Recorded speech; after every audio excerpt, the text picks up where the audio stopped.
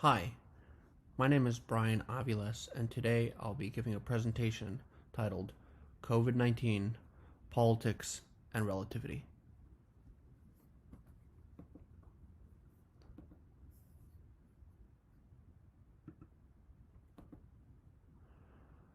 When I wanted to take a look at the COVID-19 data, I was really interested in a lot of the political conversation that had been going around COVID-19. Obviously, a blame game from both sides, spinning of different conclusions based on what supposedly is very factual data, and but again, all data can be interpreted in different ways. So I started seeing these two perspectives coming around when it had to do with what was going on with COVID, specifically around the death rate and what could explain the death rate based on different states. Some of the two perspectives that were some of the dialogues that were happening had examples such as the death rates are going up or the death rates are going down. The red states have COVID control, or the blue states are doing really badly. Maybe it was the red states are handling the situation better. Florida is dangerous. New York is dangerous. So there was just a bunch of contradicting dialogue going on. And that's what led me to investigate the COVID-19 data a little bit further to see what type of trends were actually being seen, and if you put it relative to some important factors such as population or politics or number of cases, what did the data tell us, and why do we think that this was being spun by both sides? How was it being justified in that sense?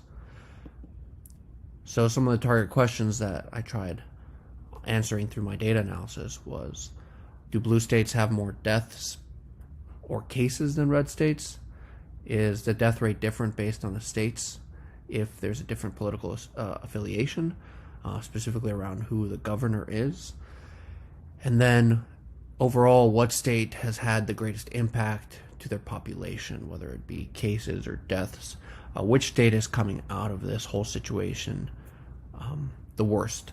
And are there any outliers, saying, and maybe even any outliers that we didn't consider in the past? So starting out, this is a basic analysis of a visualization of the U.S.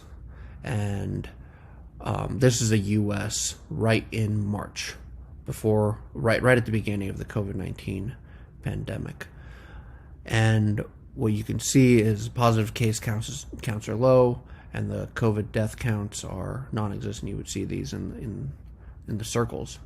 And as we advance through time, you start seeing one of the first outbreak zones, which was New York. Obviously, you started getting a few positive cases, and already within April, there was already a death count.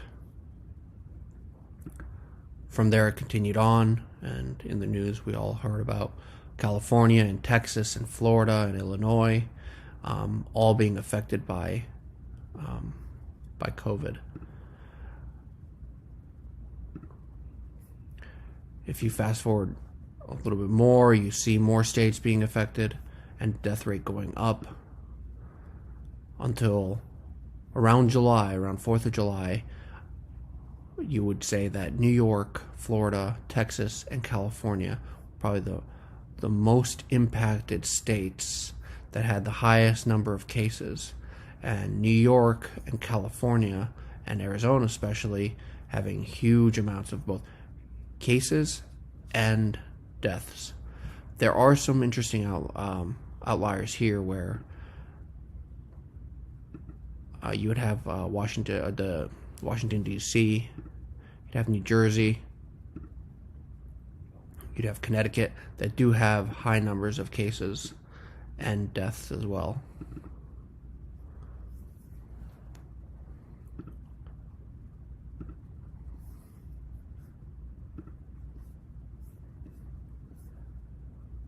If we move on to a different analysis,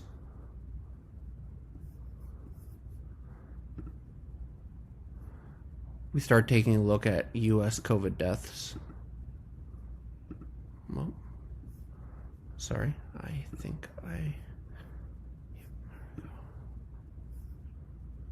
we start looking at U.S. COVID deaths. We're back in March here, and we start looking at, was there a difference between governors that were Democrat or Republican, or the states that had either Democrat or Republican governors. So March, not very many cases.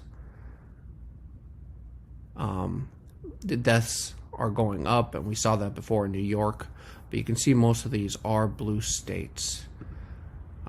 New York, New Jersey, Illinois, they're the ones that are highest deaths, death count, and that continues on into June.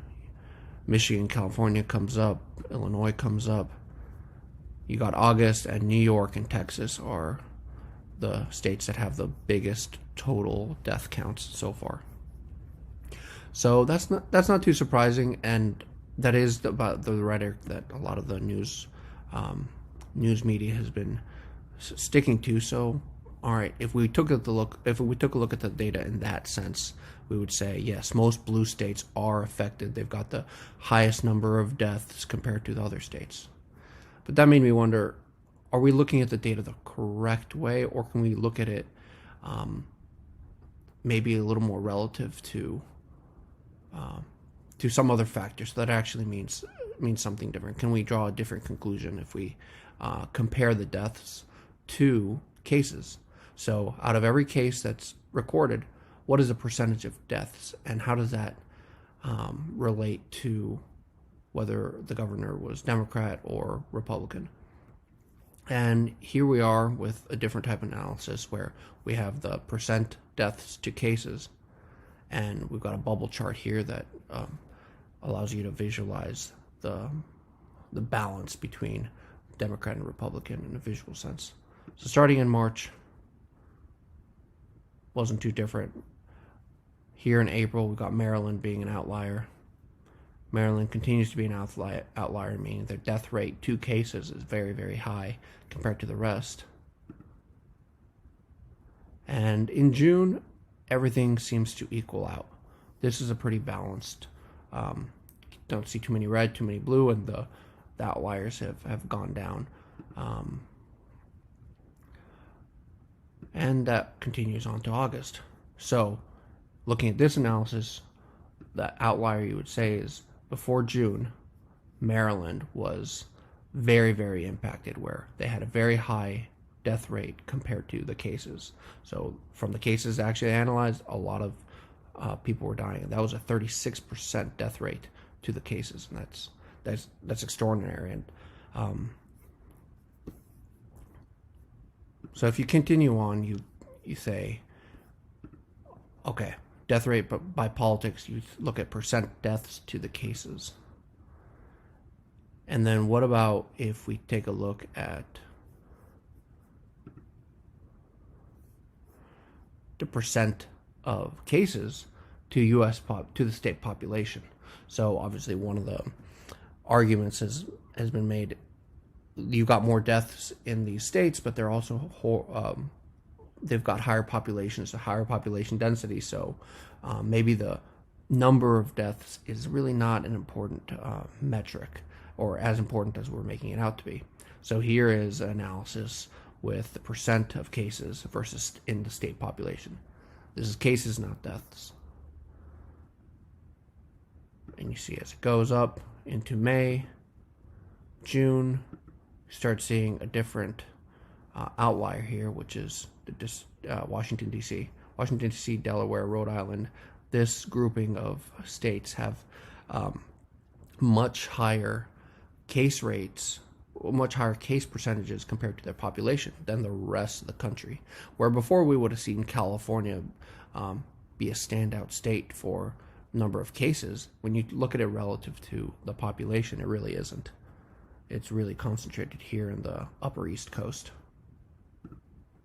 And this is where we stand here in August. Again, Washington, D.C. being a huge outlier when you compare the percent of COVID-19 cases to the state population.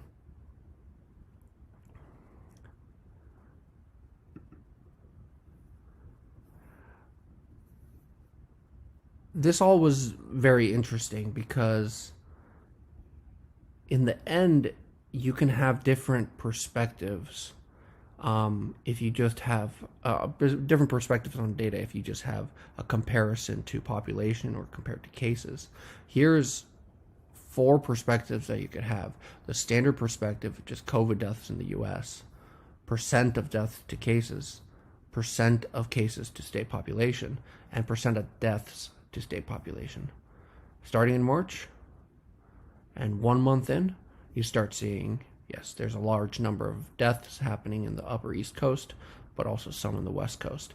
If you look at it versus state population, this Washington, D.C. sector right here is probably the most affected in terms of their population. So if you went to any of these states or any of these cities like Washington, D.C., if you met 10 people in Washington, D.C., you would be more likely to encounter someone that was infected with COVID-19 than if you went to California. And that holds true for the rest of the summer and up till today.